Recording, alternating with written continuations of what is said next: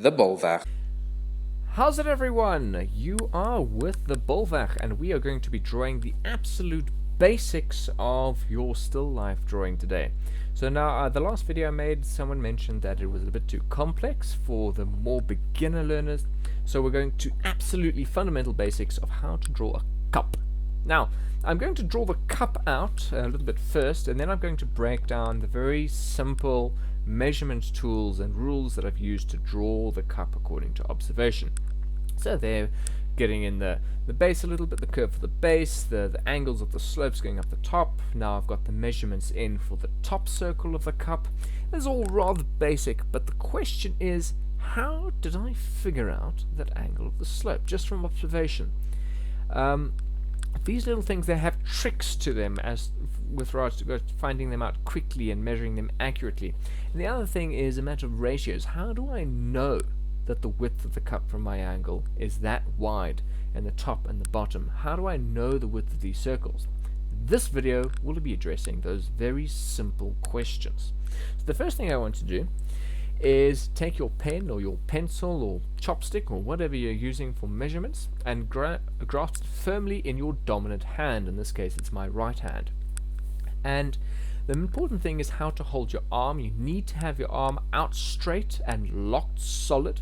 You preferably want to be standing or sitting in a position you're not going to move from, because any bending of the arm or moving positions from where you're drawing or painting or such from is going to slightly change the perspective of your image. Now what I want you to do is measure between the tip of your thumb and the tip of your pen.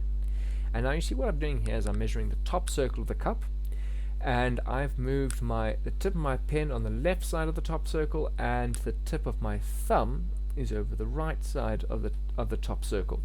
Now I'm not going to directly translate this onto the paper, or else I'll end up drawing a tiny little cup. This is more to figure out the ratio of the top width circle of the cup to the height of the cup. And now in this case I'm just doing the top width of the cup to the height of the cup, but you can apply this to all ratio measurements of any objects that are in front of you and objects in relation to each other as you see them in front of you. And now I've paid close attention to where the center of the cup is, where the little red pen is, and there I know that the top of the cup's width is exact to 2 measurements down the middle of the cup. But we're working in ratios, not direct measurements. You're not going to be drawing this directly onto the page, you're going to be working in a ratio. Now the second thing you need to pay attention to is your angles. Now in this case I'm working with the sloped edges of the cup.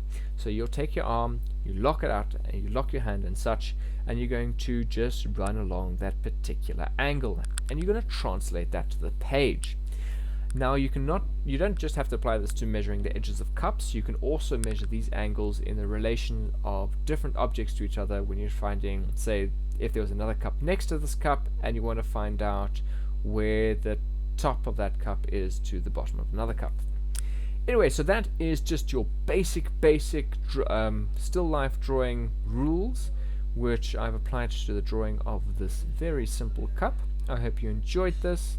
It was quite a simple video, but if you want more of its type, please do feel to hit that like button, subscribe, and blast me with any comments and suggestions you might have in the comments. In the meantime, have an epic day.